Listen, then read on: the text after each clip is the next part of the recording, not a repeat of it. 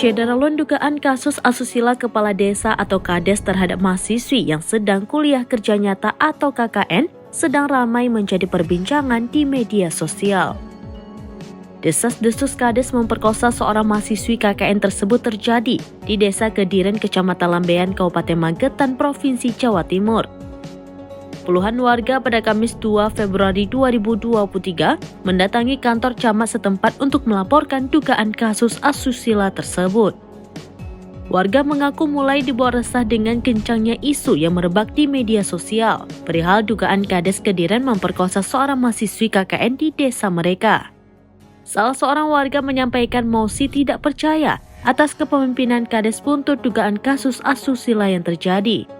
Warga meyakini kasus asusila tersebut benar terjadi karena adanya keganjalan, yakni mahasiswa dan mahasiswi KKN yang dipulangkan lebih awal.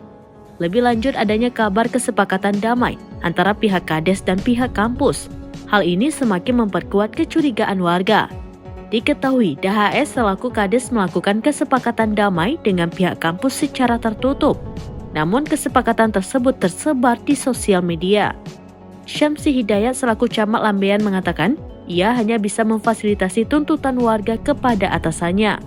Lebih lanjut terkait dugaan kasus tindakan asusila yang dilakukan oleh DHS, Syamsi sepenuhnya akan menyerahkan kepada pihak kepolisian.